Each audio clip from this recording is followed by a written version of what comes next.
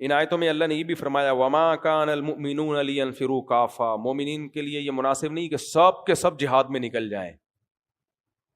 پہلے تو کوئی باقاعدہ فوج نہیں تھی نا، تو سارے ہی جا رہے ہوتے تھے. تو اللہ نے فرمایا کہ سب بھی نہیں، پیچھے بھی کام ہے، ہر طرح کے شعبے زندہ ہونا ضروری ہے.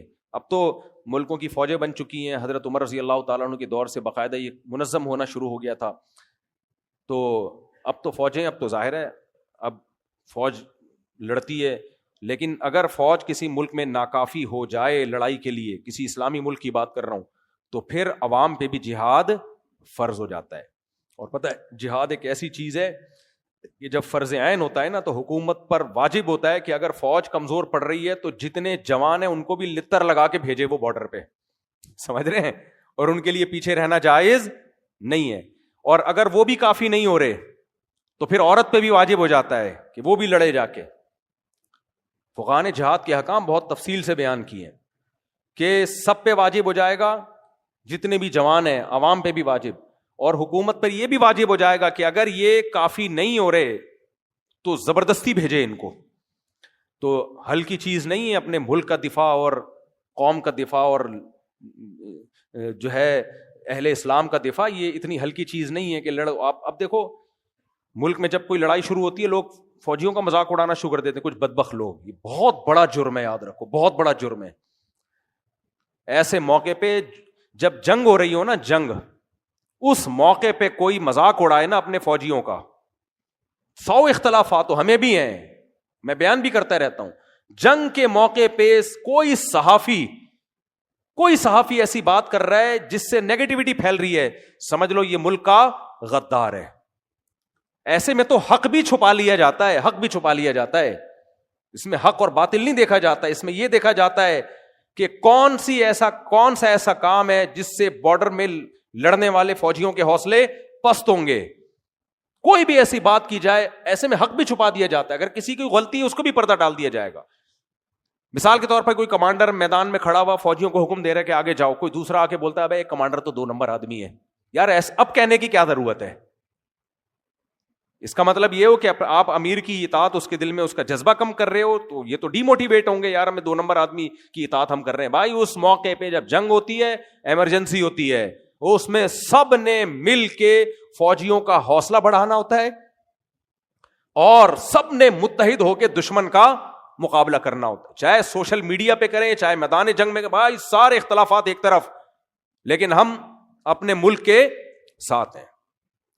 سوال ہی پیدا نہیں ہوتا کہ ہم جب انڈیا نے اٹیک کیا تھا تو بڑا اچھا ایک لوگوں میں جو مخالفین بھی تھے وہ بھی حامی ہونا شروع ہو گئے تھے، لیکن کچھ بدبخت ایسے خبیث تھے وہ آخری دن تک مخالفت کرتے رہے ہیں ہماری فورسز کی. خود ہی لڑیں، ہم تو نہیں لڑیں گے، انہی کا کیا کرتا ہے، اس طرح کی بکواسات کر رہے تھے. لیکن جب ادھر سے میزائل داغے گئے ہیں اور پاکستان کو فتح ہوئی ہے تو پھر آ گئے واپس پلٹ گئے نا. یہ منافقین کا یہی ہے، لا الہ ہؤلاء ولا الہ ہؤلاء. تو اس لیے میرے بھائی لڑائی میں جو ہے نا متحد ہو جایا کرو اور یہ کوشش کیا کرو یار ہمیں بھی موقع ملے بارڈر پہ جانے کا. ابھی جب مودی نے میزائل مارے تھے نا تو کئی لڑکوں کے فون آئے، مصعب ہمیں بھی لے کے جاؤ بارڈر پہ. میں کہتا یار میں خود کوشش کر رہا ہوں، ہم بھی 2-4 ٹھش پش کرنے جا کے کیا ہے، گولا آ گیا تو شہید ہو جائیں گے اور کیا ہے. سیدھا حدیث میں آتا ہے الجہاد مختصر طریق الجنہ، جنت کا سب سے شارٹ راستہ کون سا ہے؟ جہاد ہے. ویسے ہمارے کون سے اتنے اچھے اعمال ہیں، وہاں لتر لگنے کا زیادہ خطرہ ہے ہم سب کو. تو سب سے آسان راستہ یہ ہے. تو بارڈر پہ لڑائی ہو، فوجی کمزور پڑ رہے ہو، ہر نوجوان کا جذبہ ہونا چاہیے مجھے بھیجو یار.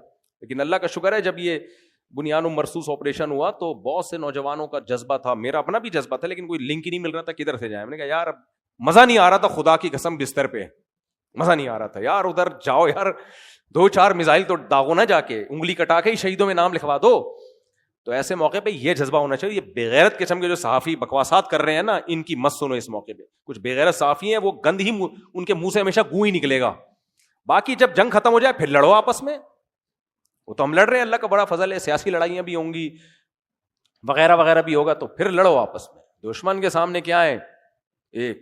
اور یہ جو لڑائیاں ہو رہی ہیں نا، یہ ان لڑائیوں کے پیچھے اسرائیل اور انڈیا ہے. سمجھ میں آ رہی ہے بات؟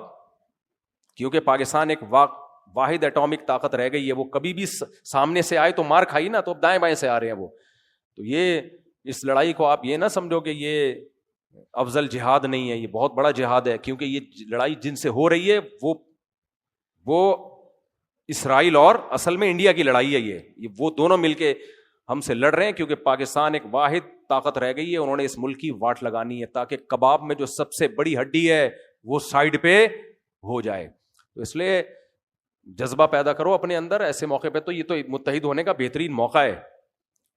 خیر جلدی سے میں ختم کرتا ہوں درس کو. ساری آج جہاد کی آیتیں، اللہ نے اتنی آیتیں بیان کی ہیں ایسا زبردست.